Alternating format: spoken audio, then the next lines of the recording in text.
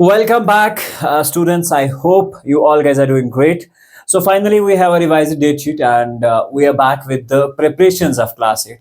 जो अब नेक्स्ट हमारा पेपर है वो इंग्लिश है, और इंग्लिश की स्ट्रैटेजी आपको समझाने आगे हैं कि इंग्लिश को हम कैसे प्रिपेयर करेंगे, किस तरह से इंग्लिश का पेपर आएगा, और हमारी स्ट्रैटेजी क्या रहेगी कि हम आपको किस तरह से इन सारी चीजों से प्रिपेयर करवाएंगे. So this is basically the whole summary of this video today.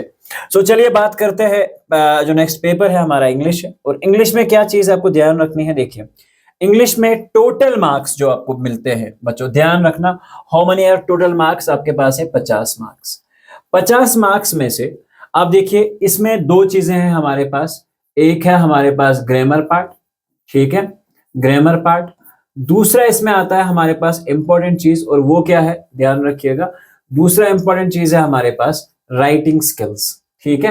और ये राइटिंग स्किल्स क्या होता है, ध्यान रखिएगा, यानी कि जिसमें हमारा आता है राइटिंग स्किल्स, इसमें हमारा जैसे आपके सिलेबस में लेटर राइटिंग है. लेटर राइटिंग में आपको दो चीजें हैं, इनफॉर्मल पूछा जाता है और सेकंड वन इज फॉर्मल, ठीक है. इनफॉर्मल और फॉर्मल दोनों लेटर्स हैं, दो में से एक आपको करनी है एग्जाम में. And one is basically the dialogue writing, ठीक है. डायलॉग राइटिंग ये आपके सिलेबस में है, डायलॉग राइटिंग. और then if you just observe that, notice writing है, नोटिस राइटिंग है. और हम देखेंगे मॉडल पेपर के अंदर भी जो जो चीजें हैं, तो वहां से भी हमें चीजें पता चलेंगे. नोट्स राइटिंग है, और ईमेल हमारी उर्दू में था, तो आई एक्सपेक्ट कि इंग्लिश में भी होना चाहिए. तो these are the things that we have to basically write, या story writing and all that, ये इसमें आ सकती है. राइटिंग पार्ट में ये होता है. ग्रामर में आपको क्या दिया जाता है, पार्ट्स ऑफ स्पीच दिए जाते हैं, पार्ट्स ऑफ स्पीच दिया जाता है. और पार्ट्स ऑफ स्पीच जो है आपके पास, इसके थ्रू आपको एक पैराग्राफ दिया जाता है. पैराग्राफ में आपको क्या काम करना है, पार्ट्स ऑफ स्पीच यूज करके उस पैराग्राफ को फिल करना. एक बात. नेक्स्ट, उसके बाद आपको एक पैराग्राफ दिया जाता है वहीं से, जो कि डायरेक्ट स्पीच में होता है, और आपको उसे इनडायरेक्ट में, या इनडायरेक्ट में अगर होगा तो उसे आप डायरेक्ट में चेंज करोगे, वाइस वर्सा. आप ध्यान रखेंगे दो चीजें, ठीक है. हो गया ये पार्ट. टेक्सचुअल में से आप ध्यान रखिए, टेक्सचुअल में क्रिटिकल थिंकिंग के क्वेश्चन पूछे जाएंगे. आपको इसके लिए लेसन को प्रॉपर्ली प्रिपेयर करना है बच्चों, ठीक है. लेसन की रीडिंग आपकी अच्छी होनी चाहिए और अंडरस्टैंडिंग अच्छी होनी चाहिए. Then you will be able to understand कि किसी भी प्रकार का क्वेश्चन आता है, किसी भी तरह का क्वेश्चन आता है, you will be answerable to that. So now इसमें क्या है हमारे पास, एक तो आपके पास रीडिंग स्किल्स होने चाहिए, रीडिंग स्किल्स बहुत अच्छे होने चाहिए. सेकंड इज कि आपके पास जो है डिपेंड करता है कि किस तरह का क्वेश्चन आता है, उसको आप किस तरह से आंसरेबल होते हो, ये इंपॉर्टेंट चीज है. तो ये आगे आपको 7th 8th 9th क्लास में भी मिलेगा, 10th में भी मिलेगा. देखिए, असेसमेंट आपका जो पहला सेक्शन है ये आता है आपका रीडिंग एंड कंप्रीहेंशन, 15 मार्क्स, ठीक है.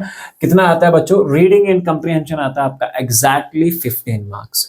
और इन 15 मार्क्स में आपको क्या पूछा जाता है, पहला जो क्वेश्चन पूछा जाता है ये आपको एक सीन पैसेज, सीन का मतलब ये होता है कि आपकी टेक्स्ट बुक में से आएगा. और ये क्या आएगा, ये बेसिकली एक स्टेंजा आएगा किसी पोम से, ठीक है. अब देखिए, ध्यान रखना, हर एक पोम का गेस्ट में मैं आपको बता देता हूं, हर एक पोम का आथर, यानी कि सॉरी पोइट आपको लिखना पड़ेगा. पोइम में यूज होने वाले सारे ही पोइटिक डिवाइसेस आपको पता होने चाहिए, वो पूछे जा सकते हैं, ठीक है. पोइटिक डिवाइसेस पूछे जाते हैं. और पोएम का जो प्रॉपर नेम होता है, यानी कि किसी भी पोएम का एक स्पेशल नेम है, जैसे प्रेयर एक पोएम है, स्नो ड्रॉप एक पोएम है, ठीक है. तो इस तरह की इनके नाम, इसका पोइट और दूसरी पोइटिक डिवाइसेस, जिस तरह से आपका राइमिंग स्कीम होती है, पोइट ने कौन सी राइमिंग स्कीम यूज की है, और इस तरह से आपके पास पोइटिक डिवाइसेस होते हैं. जनरली 4 तरह के पोइटिक डिवाइसेस पूछे जाते हैं. सिम्बली पूछा जाता है, मेटाफर पूछा जाता है, एनाफोरा पूछा जाता है, एलिट्रेशन पूछा जाता है. ये दो 4 जो है ये जनरली पूछे जाते हैं, या जैममेंट पूछा जाता है. तो ये सारी चीजें आपको पता होनी चाहिए. इसके लिए भी एक वीडियो आपके पास आएगा, डरने की जरूरत नहीं है. मैं सिर्फ आपको ये समझाने की कोशिश कर रहा हूँ कि पेपर के लिए आपको किस तरह से प्रिपरेशन करनी है, लेवल क्या होने चाहिए. तो इसमें से क्या होगा, ये आपकी पोएम्स जो है, आपकी जो टेक्स्ट बुक में पोएम्स दे रखी है, 3 एमसीक्यू का एक पैराग्राफ आएगा. 1 open ended question, open ended question यानी कि इसके बेस पे एक क्वेश्चन आपसे पूछा जाएगा. और 1 फिल अप, एक यानी कि एक फिल इन द ब्लैंक्स होगी, ठीक है. और लिटरेरी डिवाइसेस, जिसमें लिटरेरी डिवाइसेस को पोएटिक डिवाइसेस भी बोला जाता है, ध्यान रखना. जहां पे मैंने बात की थी पोएटिक डिवाइसेस की, इन्हीं को कहा जाता है. और इन्फ्रेंस को आप छोड़ दो, इन्फ्रेंस पे नहीं पहुंच जाएगा. आप ये समझो, literary device. Second, based on the comprehension, ठीक है. कोई भी क्वेश्चन आपसे पूछा जा सकता है. फिल अप, यानी कि आपसे पूछा जाता है कि इस फिल अप में क्या आएगा, who is the author of poet of this poem and all that. तो ये पहला पैसेज जो है आपका पोएम सेक्शन में से पूछा जाएगा, तो इसके लिए आपको पोएम्स अच्छे से पढ़ने पड़ेंगे। अनसीन पैसेज जिसे आप उर्दू में कहते हैं, वो ऐसा पैराग्राफ यानी कि जो आपकी टेक्स्ट बुक से ना हो, ठीक है। अनसीन पैसेज का मतलब यही होता है 200 से 250 वर्ड्स तक का आपके पास एक पैराग्राफ आता है, फॉलोड बाय एमसीक्यूज। और ये सबसे आसान है बच्चों, इट्स वेरी इजी। इसके लिए आपको प्रिपरेशन करने की कोई ज्यादा जरूरत नहीं है। मैं आपको बता दूं इसमें क्या क्या चीजें आपसे पूछी जा सकती हैं। आपको एक सूटेबल टाइटल उस पैसेज को देना है। देखिए, अगर मान के चलो मोबाइल के बारे में लिखा गया है किसी पैसेज के अंदर, तो मैं obviously use of mobile phone, disadvantage, advantage, depending upon the situation, आपको इसका आंसर करना है। इसके मैं कुछ प्रैक्टिकल्स आपको करवाऊंगा तो आपको आइडिया हो जाएगा कि हमें इनको कैसे करना चाहता है। वन वर्ड सब्स्टिट्यूशन, कहीं पे बहुत सारी ग्रामेटिकल सिचुएशंस हमारे पास आ जाती है, बट ये one word substitution is very easy, ये भी हम उसी में बात करेंगे। वोकैबुलरी आता है आपके पास, मीनिंग आपसे पूछा जा सकता है किसी पर्टिकुलर वर्ड का, आपके जो लेसन में यूज हुआ या इसी में से पैराग्राफ में कोई वर्ड दिया होगा, आपको बताना है इस वर्ड का मीनिंग क्या है, ठीक है। एंड एनालिसिस वगैरह इसके ऊपर पूछी जा सकती है, तो ये आपके पास आएगा 5 मार्क्स का, ठीक है। तो बहुत सिंपल है, 5 3 8 मार्क्स हो गए। ओके, तो ये सारी चीजें आपको पार्ट 2 में डिस्कस करनी है। देखिए अब क्या काम करेंगे हम, अब करेंगे बात पार्ट 3 की। पार्ट 3 एक्चुअली मैंने एग्जैक्ट क्वेश्चन क्या आता है, ये बहुत सिंपल सा क्वेश्चन है, पिक्चर बेस्ड आपको क्वेश्चन आएगा, और पिक्चर में आपको बहुत इजी क्वेश्चंस जो होंगे वो पिक्चर के बेस पे पूछे जाएंगे, ठीक है। यानी कि आपको किसी जगह का पिक्चर दे रखा होगा और आपको इस पिक्चर के बारे में, मान के चलो मैंने आपको इंग्लिश और उर्दू में भी जो गेस दिए थे वो एग्जैक्ट आए थे, आपको सिंपल कोई पिक्चर बताया जाएगा या आपको कोई पिक्चर दिया होगा और उस पिक्चर के बेस्ड पे आपको एनालिसिस करनी है, या आपको एग्जैक्टली इसमें ये चीजें हैं, क्योंकि हमने देखा था कि उर्दू में जब पैराग्राफ उन्होंने डाला था तो उन्होंने कहा था कि अगर ऊपर गंदगी दी हुई है पिक्चर में तो आप उसके बारे में क्या लिखेंगे, पिक्चर नहीं दे रखा था। हो सकता है इसमें भी ये ऐसा करें कि पिक्चर ना दे, तो आपको कोई ऐसा पिक्चर दिया जाएगा जिसके बेस पे नीचे क्वेश्चंस होंगे, ठीक है। लेकिन पिक्चर में आप ये चीज ध्यान रखना कि सारे क्वेश्चन एंड आंसर्स जो होंगे आपके पिक्चर बेस्ड होंगे, ठीक है। यानी कि इसके क्वेश्चन आंसर आपको पिक्चर्स में मिलेंगे, और इसके लिए हम 5 सेट पेपर मैंने आपको बताया है। आज 28 यानी कि यार 29 को ये वीडियो देख रहे हैं, तो आप ये मान के चलें कि 30 और 31, क्योंकि आपका 2 तारीख को पेपर है, 3 दिन में हम 5 सेट पेपर सॉल्व करेंगे, टारगेट हमारा यही है।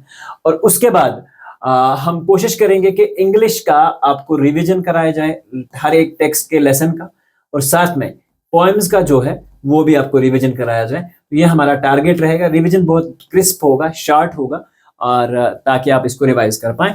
तो ये है, इस क्वेश्चन में क्या करना है आपने काम, सिर्फ आपने पिक्चर बेस्ड एनालिसिस के ऊपर आंसर लिखना। समझे बात को, बहुत सिंपल। अब देखिए इसमें अगर अभी आप ग्रामर पे डिपेंड करते, देखिए अगर आप पार्ट्स ऑफ स्पीच आपने पूरे साल पढ़े हैं, ऑक्सिलरी वर्ब्स पढ़ा है, आर्टिकल्स पढ़ा है, टेंसेस पढ़ा है, रिपोर्टेड स्पीच स्टेटमेंट का क्वेश्चन आता है, पंक्चुएशन मार्क्स यानी कि आपको पंक्चुएट करना है, कहाँ पे फुल स्टॉप आएगा, कहाँ पे क्वेश्चन मार्क आएगा, कहाँ पे एक्सक्लेमेशन मार्क आएगा, तो इसको पंक्चुएशन कहा जाता है। देखिए इसके बेस पे, इस ग्रामर की बेस पे, और ग्रामर के कितने मार्क्स हैं आपके पास, 8 मार्क्स हैं। ध्यान रखना 8 मार्क्स के लिए आप ज्यादा टाइम वेस्ट मत करिए। One passage with blank spaces to be filled by using appropriate parts of speech, articles या auxiliary verbs जो है इसमें आपको fill करना है। appropriate मतलब कुछ भी आ सकता है, बहुत सिंपल है ये वाला। 2.5 मार्क्स आपको इसके मिलते हैं। उसके बाद क्या है, एक पैसेज गिवन होगा, मैंने अभी आपको बताया था, डायरेक्ट से आपको इनडायरेक्ट में कन्वर्ट करना है, या इनडायरेक्ट में दिया होगा तो उसे आपको ये वाइस वर्सा डायरेक्ट में कन्वर्ट करना होगा। डायरेक्ट मैंने आपको बहुत सारी एग्जाम्पल्स में समझाया था, जब हम किसी के डायरेक्ट कोटेड वर्ड्स कहते हैं, और इनडायरेक्ट में क्या होता है, किसी की बताई हुई बात को हम अपने वर्ड्स में किसी को एक्सप्लेन करते हैं तो इनडायरेक्ट चेंज हो जाती है। ये पढ़ेंगे ये सारी चीजें।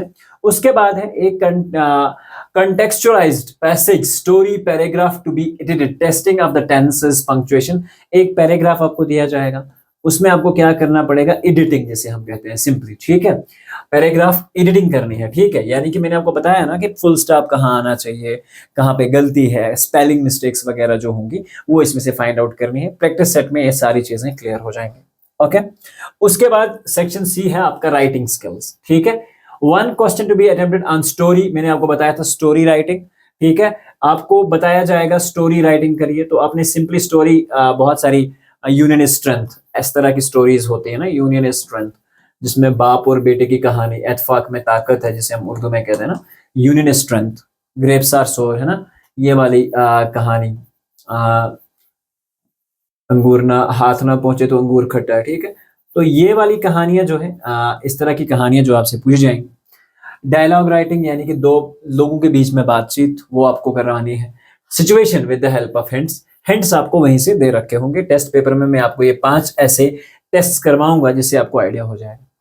One question to be attended on message. देखिए आपको मैसेज राइटिंग, ईमेल राइटिंग और गिवन सिचुएशन। अगर आप हमारे क्लास 10th का राइटिंग स्किल्स देखोगे ना, उसमें ये सारी चीजें डिस्कस करके हैं, ठीक है। 10th और 8th का इट्स एग्जैक्टली द सेम, कोई चीज चेंज नहीं है। अगर 10th क्लास का आप राइटिंग स्किल्स वाला वीडियो जो हमारी यूट्यूब चैनल पे ऑलरेडी अवेलेबल है, राइटिंग स्किल्स, आप अगर वो देखते हो तो वो भी आपका ये वाला पार्ट क्लियर कर देगा। लेकिन फिर भी मैं आपको बताऊंगा कि ईमेल का फॉर्मेट क्या होता है, मैसेज का फॉर्मेट क्या होता है, और ईमेल है और मैसेज राइटिंग है, ठीक है, ये 2 चीजें। लेकिन इसमें सिचुएशन आपको वहीं से दे रखी हो। क्वेश्चन नंबर 9 और 10 में क्या है? One question to be attempted on the letter writing. मैंने बताया था out of the 2 letters with some given situation, एक उसमें फॉर्मल होगी और एक इनफॉर्मल होगी, ठीक है, ये मैंने पहले ही बताया था। One question to be attempted on the report. Report writing है इंसिडेंट की। अगर आपके पास कोई इंसिडेंट हो जाता है, एक्सीडेंट हो जाता है, आपको उसको समराइज करना है, ठीक है, उसको बहुत सिंपल तरीके से एक्सप्लेन करना है। देखिए रिपोर्ट राइटिंग का मतलब क्या होता है, आपके सामने एक एक्सीडेंट हो गया, वहां बहुत सारे लोग जख्मी हो गए, इंसिडेंट के आपको, जिसे हम हाइलाइट्स कहते हैं ना, हाइलाइट्स, आपको हाइलाइट्स बताने। एक 2 घंटे के मैच को हम 15 मिनट में देखते हैं, हमें ये समझ आ जाता है कि इसमें स्कोर कितना बना, किसने कितने छक्के मारे, चौके, विकेट कब गिरी, सारी चीजें पता चल जाती है ना। दिस इज सेम वे, आपको एक पूरी स्टोरी को एक शॉर्ट और डिस्क्रिप्टिव नोट्स के वे में पेश करना है कि जो पढ़ने वाला हो उसे आसान तरीके से समझ आ जाए। कुछ नहीं है, खा के है। चलिए उसके बाद देखिए, ओके, ये जो था एक्चुअली क्वेश्चन नंबर 3 जो था ये हमारा मिस हुआ था, तो ये यहाँ पे एक्चुअली है। तो ध्यान रखिएगा, ये मैंने आपको बता दिया था कि आपको ये विजुअल स्टैटिस्टिकल डाटा होगा। विजुअल का मतलब होता है जो दिखाई दे, मतलब पिक्चरल रिप्रेजेंटेशन हो सकती है। तो ये है, ये आपका 5 मार्क्स का क्वेश्चन था, ठीक है। तो चलिए उसके बाद है हमारे पास सेक्शन डी, जिसमें आता है लिटरेचर। देखिए 15 ही मार्क्स है भाई साहब, एक ये 15 मार्क्स, ध्यान रखिए, एक 15 मार्क्स और पहला क्वेश्चन। अगर आप देखेंगे 15 मार्क्स और पहला क्वेश्चन था हमारे पास 4 मार्क्स का, ध्यान रखेंगे हम। चलिए हम पहले क्वेश्चन पे देख लेते हैं। अब देखिए आप सभी बोल रहे हो बुक पे, बुक सर बुक करवा दो, बुक करवा दो।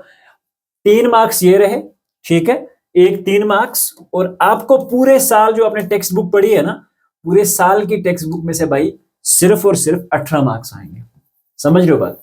Only 18 marks out of 50।